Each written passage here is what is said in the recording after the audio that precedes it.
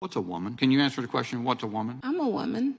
I'm just saying, so you give me an example of a woman, you say that you are a woman. That Otherwise, is can you tell me what a woman is? Yes, I'm telling you, I'm a woman. Is that as comprehensive a definition as you can give me? My body, my choice. The baby is not the body of the woman that it's inside of. Abortion care, who's being taken care of there? Well, are you familiar with premature babies, preemies? Of course, yes. Yeah. If a child is halfway delivered out of the birth canal, would you support the right for an abortion then? What do you say a woman is? I believe that everyone can identify for themselves. Do you believe then that men can become pregnant and have abortions? Birth control, it's actually a consequence of the lack of birth control. Planned Parenthood, it's the lack of planning. Okay, so this TikTok by The Recount does a very fantastic job of pointing out how clownish Republicans are.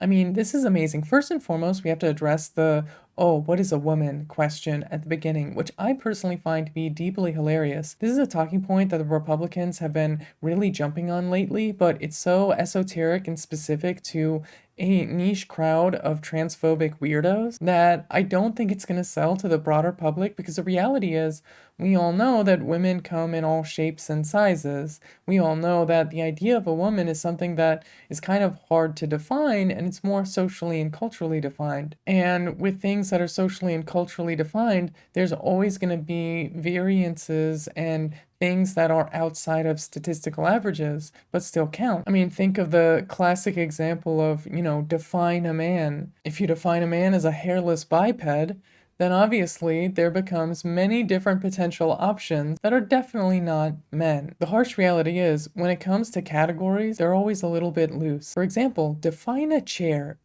Define a chair in your mind for me right now, but the definition has to include every single thing that is a chair, but cannot include anything that is not a chair. If something has 4 legs that you can sit on, well, you could be talking about a horse. I mean, you could be talking about a chair, but you could be talking about a horse.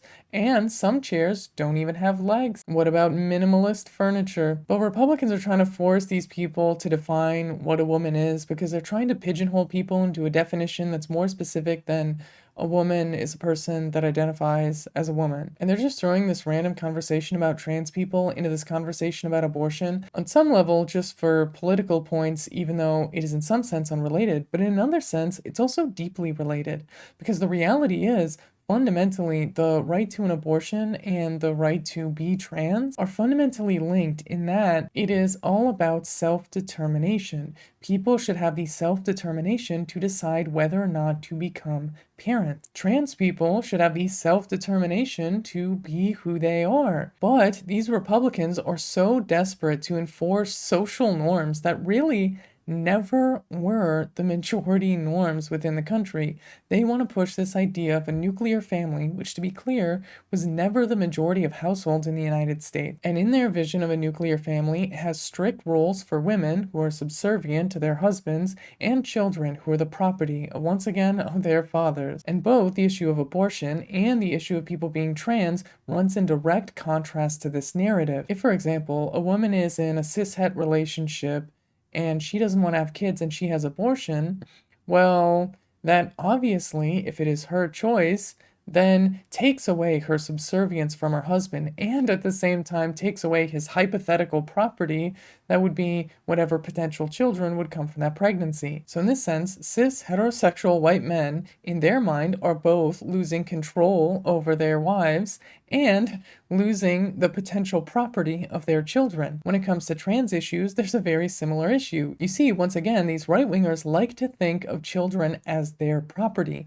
They do not like to think of children as though they are their own people, with their own thoughts, feelings, desires, identities, etc. The idea that people are able to be trans threatens their power within their household as the owner of their child. You see, if their child is trans and at some point in their life decides to transition, but that goes against the wishes of the parent, then the parent sees their personal authority being threatened. And so I think that is really what fully understands the clownish behavior of these Republicans in this situation right here, and the reason why they keep bringing all of these things up together.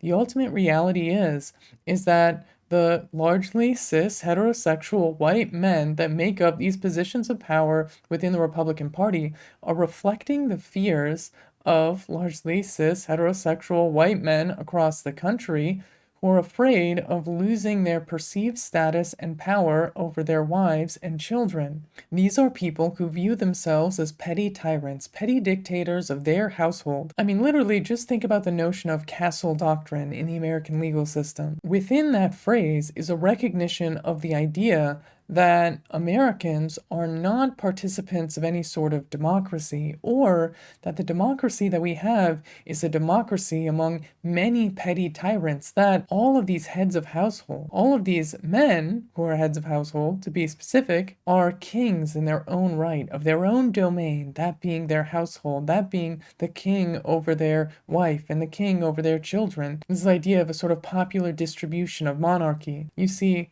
because that cultural norm and belief is held by so many people in the United States, they view political discussions about abortion and they view political discussions about trans issues as fundamental threats not to any type of political reality, not even necessarily to their own economic positions in the world, but they view it as a threat to the power that they want to wield over the people who should be their loved ones, but in their mind are just their property.